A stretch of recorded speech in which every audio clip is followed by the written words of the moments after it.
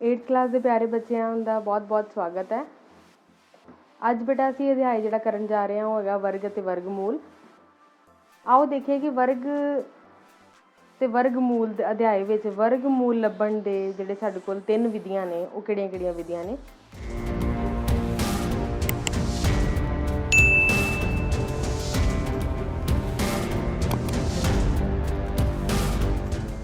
और मैनू पूरी उम्मीद है बच्चों ने पहला 1 तो लैके 30 तक वर्ग चंगी तरह याद कर लेने हैं।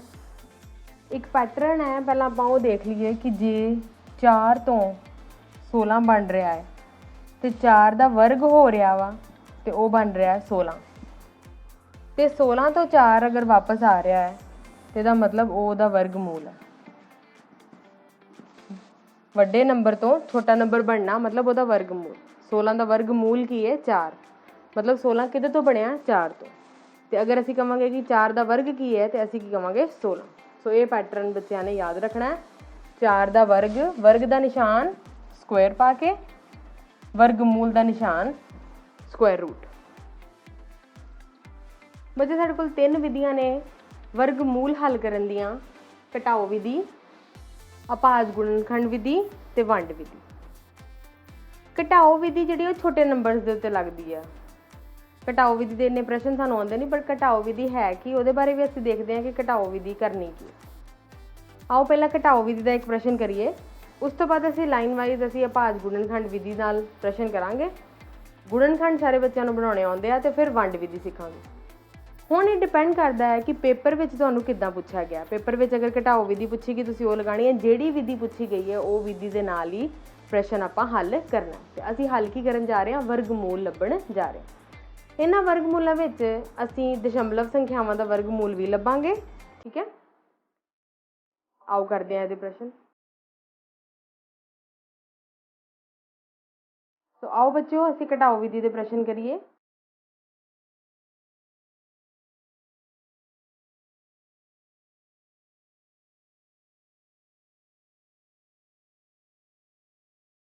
घटाओ विधि राही 64 का वर्गमूल पता करो।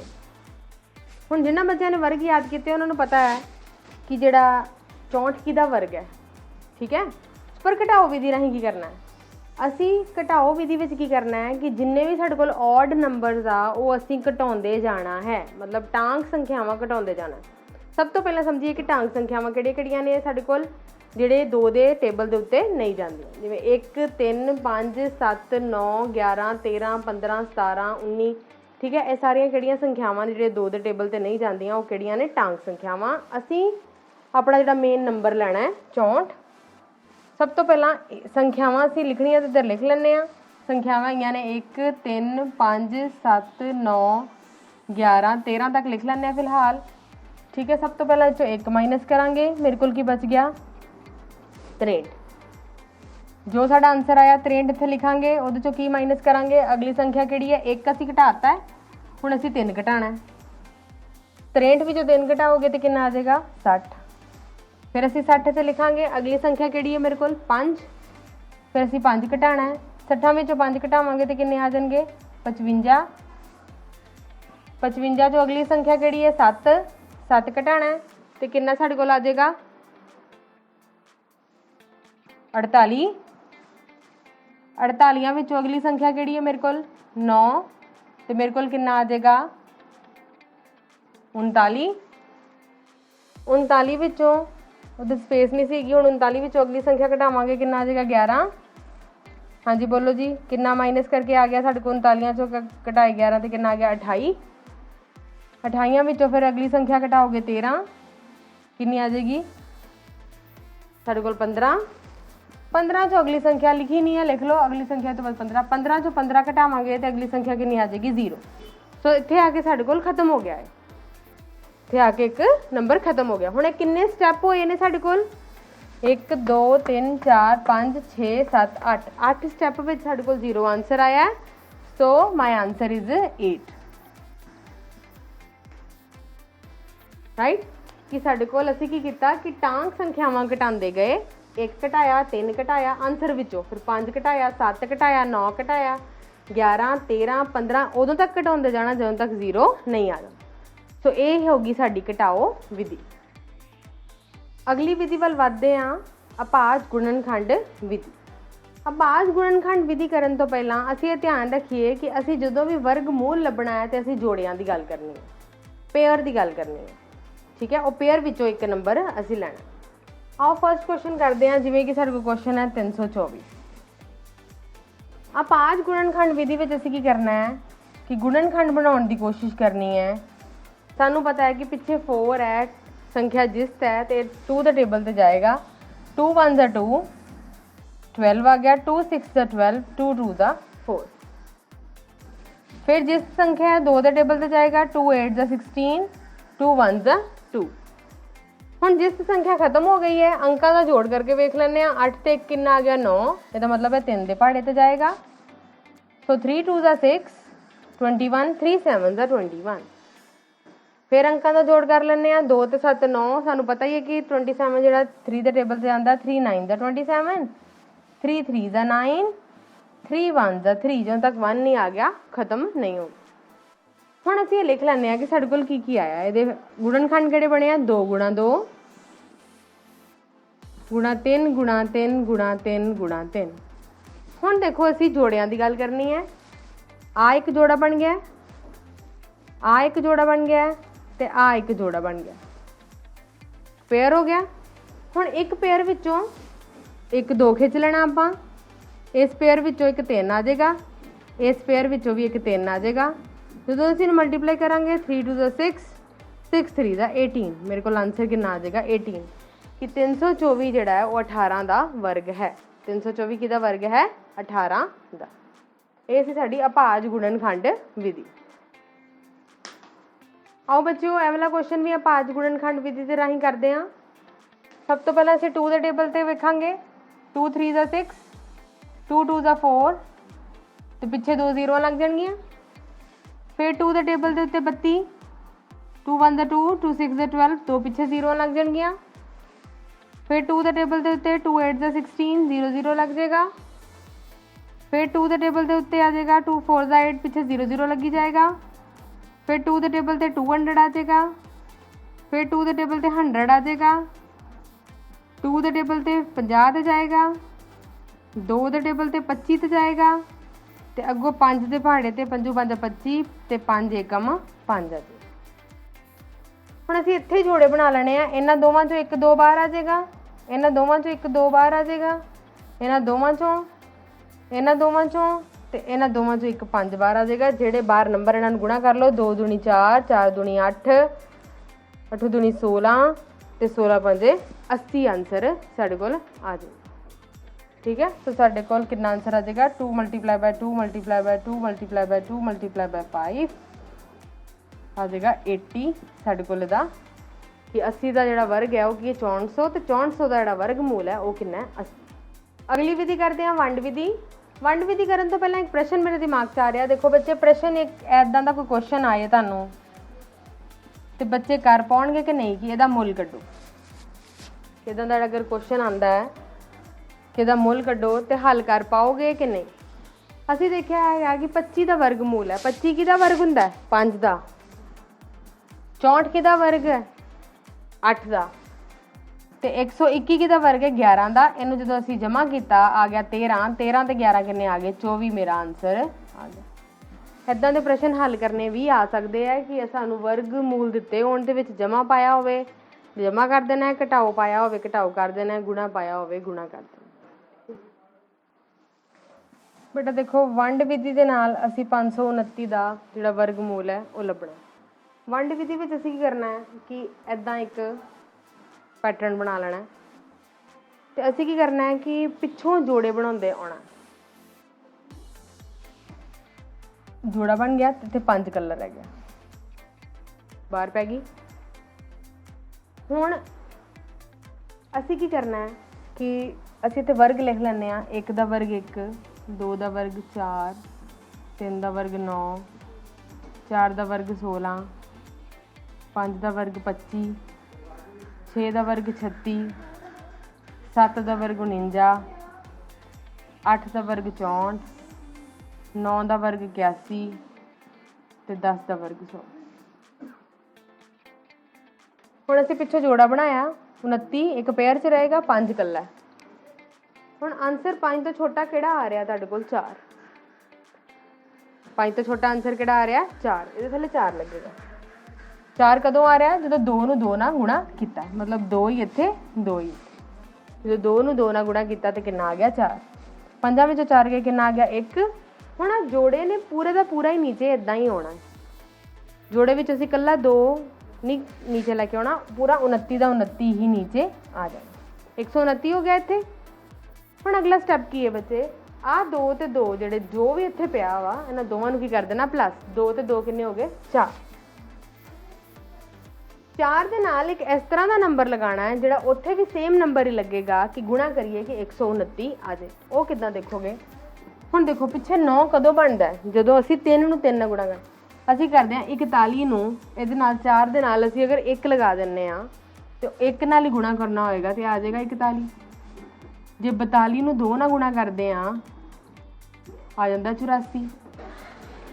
43 ਨੂੰ 3 ਨਾਲ ਗੁਣਾ ਕਰਦੇ ਹਾਂ 3 ਤੀਆ 9। ਹੁਣ ਸਾਡੇ ਕੋਲ 129। ਸੋ ਇੱਥੇ ਵੀ 3 ਆਏਗਾ ਇੱਥੇ ਵੀ 3 ਆਏਗਾ ਤੇ ਆ 129 ਪੂਰਾ ਚਲਾ ਗਿਆ। ਸੋ ਇੱਕ ਗੱਲ ਬੱਚਿਆਂ ਦੇ ਦਿਮਾਗ ਵਿੱਚ ਧਿਆਨ ਰੱਖ ਲਓ ਵੰਡ ਵਿਧੀ ਕਰਨ ਲੱਗਿਆ ਕਿ ਨੰਬਰ ਜਿੰਨਾ ਇੱਥੇ ਲੱਗਣਾ ਓਨਾ ਹੀ ਉੱਪਰ ਲੱਗਣਾ, ਜਿੰਨਾ ਇੱਥੇ ਲੱਗਣਾ ਓਨਾ ਹੀ ਇੱਥੇ ਲੱਗਣਾ। ਦੇਖੋ ਬੇਟਾ ਰੀਕੈਪ ਕਰਦੇ ਆ 529 ਹੀ ਸਾਡੇ ਕੋਲ, ਅਸੀਂ ਪਿੱਛੇ ਜੋੜੇ ਬਣਾਉਣੇ ਸ਼ੁਰੂ ਕੀਤੇ ਇਹਦੇ 29 ਇੱਕ ਪੇਅਰ 'ਚ ਆ ਗਿਆ 5 ਵੱਖਰਾ ਆ ਗਿਆ। ਅਸੀਂ ਇਹ ਦੇਖਣਾ ਹੈ ਕਿ ਵਰਗਾਂ ਵਿੱਚੋਂ 5 ਤੋਂ ਛੋਟਾ ਨੰਬਰ ਕਿਹੜਾ ਆ ਰਿਹਾ।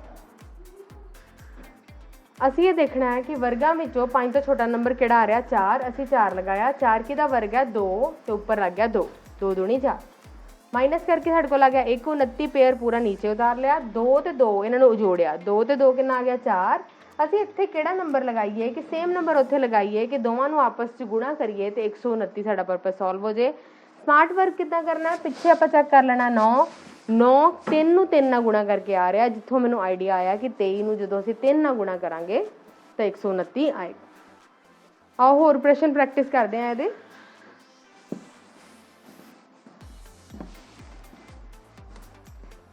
ਸਾਡੇ ਕੋਲ ਜਿਵੇਂ ਹੈਗਾ 729, ਸੇਮ ਬਿਲਕੁਲ ਉਹੀ ਪੈਟਰਨ ਦਾ ਕੁਐਸਚਨ ਲਿਆ ਮੈਂ, ਫਿਰ ਪਿੱਛੇ ਇੱਕ ਪੇਅਰ ਬਣਾ ਦਾਂਗੇ ਠੀਕ ਹੈ। ਅੱਗੇ 7 ਕਲਰ ਆ ਜਾਏਗਾ। 7 ਤੋਂ ਛੋਟਾ ਨੰਬਰ ਕਿਹੜਾ ਆ ਰਿਹਾ ਮੇਰੇ ਕੋਲ, 7 ਤੋਂ ਛੋਟਾ ਨੰਬਰ 9 ਵੱਡਾ ਹੈ 4 ਹੀ ਆਏਗਾ। ਫਿਰ ਇੱਥੇ ਵੀ ਆ ਜਾਏਗਾ 2 ਦੂਣੀ 4। 7 ਵਿੱਚੋਂ 4 ਗਏ ਕਿੰਨੇ ਆ ਗਏ 3 ਤੇ ਆ 29 ਪੂਰਾ ਦਾ ਪੂਰਾ ਅਸੀਂ ਨੀਚੇ ਉਤਾਰ ਲਿਆ ਠੀਕ ਹੈ। ਹੁਣ 2 ਤੇ 2 ਇੱਧਰ ਜੋੜਨੇ ਸੀ, 2 ਤੇ 2 ਕਿੰਨੇ ਹੋ ਗਏ 4। 4 ਦੇ ਨਾਲ ਕੀ ਲਗਾਈਏ ਕਿ ਮੇਰੇ ਕੋਲ ਇੱਥੇ ਜਿਹੜਾ ਹੈਗਾ 329 ਆ ਜਾਏ। ਹੁਣ ਦੇਖੋ 9 ਹੋਰ ਕਿੱਦਾਂ ਬਣਦਾ, ਪਿੱਛੇ 9 ਕਿੱਦਾਂ ਆਉਂਦਾ। ਇੱਕ ਤਾਂ ਜਦੋਂ 3 ਨਾਲ ਗੁਣਾ ਕਰਦੇ ਸੀ ਉਦੋਂ 9 ਆਉਂਦਾ ਸੀ। ਹੁਣ ਤੇ ਆਪਾਂ ਜੇ ਇੱਥੇ 3 ਲਗਾਉਂਦੇ ਹਾਂ 43 ਨੂੰ 3 ਨਾਲ ਗੁਣਾ ਕਰਦੇ ਹਾਂ ਤੇ ਇਹ ਤੇ 129 ਆ ਗਿਆ, ਪਰ ਮੈਨੂੰ 329 ਚਾਹੀਦਾ। ਸੋ ਇਹ ਨਹੀਂ ਲੱਗੇਗਾ। ਹੋਰ 9 ਕਿੱਦਾਂ ਬਣਦਾ, 9 7 ਨੂੰ 7 ਨਾਲ ਗੁਣਾ ਕਰਕੇ ਵੀ ਬਣਦਾ।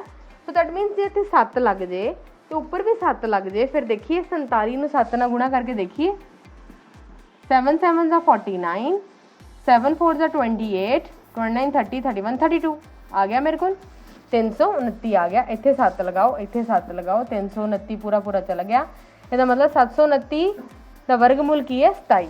ਆਨਸਰ ਕੀ ਆ ਗਿਆ ਮੇਰੇ ਕੋਲ 27। ਨੈਕਸਟ ਕੁਐਸਚਨ ਲੈ ਲੈਂਦੇ ਆ 1225। ਪੇਅਰ ਬਣਾਉਂਦੇ ਆ, ਇੱਕ ਜੋੜਾ ਬਣ ਗਿਆ, ਦੂਸਰਾ ਜੋੜਾ ਬਣ ਗਿਆ, ਤੇ ਜੋੜੇ ਬਣ ਗਏ। ਹੁਣ 12 ਤੋਂ ਛੋਟਾ ਨੰਬਰ 9। ਸੋ 3 ਦੀਆਂ 9, 3 ਹੀ ਇੱਥੇ 9 ਆ ਗਿਆ। 12 ਵਿੱਚੋਂ 9 ਗਏ ਕਿੰਨੇ ਆ ਗਏ 3। ਆ 25 ਦਾ 25 ਅਸੀਂ ਪੂਰਾ ਨੀਚੇ ਲੈ ਲੈਣਾ। 3 ਤੇ 3 ਕਿੰਨੇ ਹੁੰਦੇ ਬੇਟਾ 6। 3 ਤੇ 3 ਕਿੰਨੇ ਹੋ ਗਏ 6। 6 ਦੇ ਨਾਲ ਕਿਹੜਾ ਨੰਬਰ ਲਗਾਈਏ ਕਿ ਉਹੀ ਨੰਬਰ ਸੇਮ ਉੱਪਰ ਗੁਣਾ ਕਰੀਏ ਤੇ ਮੇਰੇ ਕੋਲ 325 ਬਣ ਜਾਏ। ਹੁਣ ਪਿੱਛੇ ਹਿੰਟ ਹੈ 5 ਦਾ। 5 ਸਿਰਫ ਇੱਕੋ ਨੰਬਰ ਵਾਰੀ ਆਉਂਦਾ ਹੈ ਪਿੱਛੇ, ਜੇ ਪਿੱਛੇ 5 ਲੱਗਾ ਹੋਵੇ ਠੀਕ ਹੈ। 5 ਦਾ ਵਰਗ ਹੀ 25 ਹੁੰਦਾ, ਹੋਰ ਕਿਸੇ ਚ ਵਰਗ ਚ 25 ਨਹੀਂ ਆਣਾ। ਇਹਦਾ ਮਤਲਬ ਇੱਥੇ 5 ਲਗਾਉਂਦੇ ਆ, ਮਤਲਬ ਕੀ ਬਣ ਜਾਏਗਾ 65 ਤੇ 5 ਨਾਲ ਗੁਣਾ ਕਰਕੇ ਵੇਖਦੇ ਆ। 5 5 25 ਆ ਗਿਆ ਸਾਡੇ ਕੋਲ 325। 325 ਇੱਥੇ 5 ਨਾਲ, ਇੱਥੇ 5 ਨਾਲ ਗੁਣਾ ਕਰਕੇ ਆਇਆ। ਸਾਡੇ ਕੋਲ ਆਨਸਰ ਕਿੰਨਾ ਆ ਗਿਆ 35। ਸੋ ਇਹ ਵਰਗ ਲਿਖਣ ਦਾ ਪਿੱਛੇ ਬਹੁਤ ਫਾਇਦਾ, ਸਾਨੂੰ ਪਤਾ ਲੱਗ ਜਾਂਦਾ ਕਿ ਪਿੱਛੇ ਜਿਹੜੇ ਇਕਾਈ ਅੰਕ ਹੈ ਉਹ ਸਾਨੂੰ ਕੀ ਚਾਹੀਦਾ ਹੈ ਤੇ ਉਹਦੇ ਹਿਸਾਬ ਨਾਲ ਅਸੀਂ ਇਹਨੂੰ ਕੁਇਕਲੀ ਕਰ ਲਵਾਂਗੇ। वंड विधि दे 2 प्रश्न होर हल करते हैं, फिर पेयर बना लो। 2304 है, ठीक है, 23 है, 23 तो छोटा नंबर मेरे को 25 वड्डा है, 16 हो गया। 16 कितने आंदा 4 4, तो 4 चुके 16, 23 जो 16 गए 7 आ गया। हुण 0 4 एज इट इज़ नीचे उतार लेना। इन्ना पार्ट कर लिया असी। इधर की करीदा सी जोड़, 4 ते 4 कितने हो गए 8। 8 दे नाल की मल्टीप्लाई करिए कि मैनूं पिछे 4 चाहिए। 4 कदों कदों आंदा है, जदों मैं 2 पिछे लगावां या फिर 8 पिछे लगावां। जे मैं 2 पिछे लगानी है तो 82 छोटा नंबर हो जाएगा। 82 नूं 2 नाल गुणा करके देख लैंदे आ। ये तो 164 आ गया, पर मैंने 704 चाहिए, सो ये गलत हो गया। होर की सी पिछे 4 किद्दां आंदा 8 लगा के 88 नूं 8 नाल गुणा करके देख लैंदे आ। 8 8 दा 64, 8 8 दा 64 ते 6 कितना आ गया 70। 704 मेरे को आ गया। इत्थे 88 लगना है, इत्थे 8 लगना है, 704 मेरे को पूरा पूरा चला जाना है, तो 48 मेरा की आ जाना है आंसर। नेक्स्ट पार्ट करते हैं 40 96। पेयर बना लो। 40 तो छोटा नंबर 36, 6 6 36, 4 कटिया गया, 96 पूरा थले आ गया। 6 ते 6 कितने हो गए 12, 12 के नाल की नंबर लगाई के पिछे 6 चाहिए। 6 कदों कदों पिछे पांदा, जां ते 4 होवे ओनली, ओ सॉरी या 6 हो गए। तो इत्थे 124, इत्थे 4 लगाने हैं। 124 नूं 4 नाल मल्टीप्लाई करते हैं,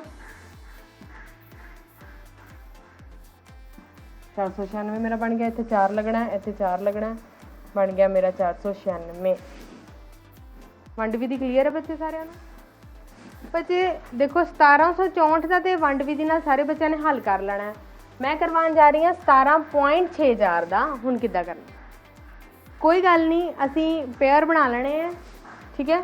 जोड़े बन गए। 17 तो छोटा नंबर किहड़ा 16, 4 चुके 16 आ जाएगा, 1 आ गया। 64 का 64 असी नीचे उतार लेना, दशमलव की चिंता नहीं करनी। 4 ते 4 कितने हो गए 8, 8 के नाल की लगाइए कि मेरे को 164 बने, मैं बनाया ही होया 2 नाल गुणा करके। 2 इधर 2 इधर, कितना आ गया 164 पूरा पूरा चल गया।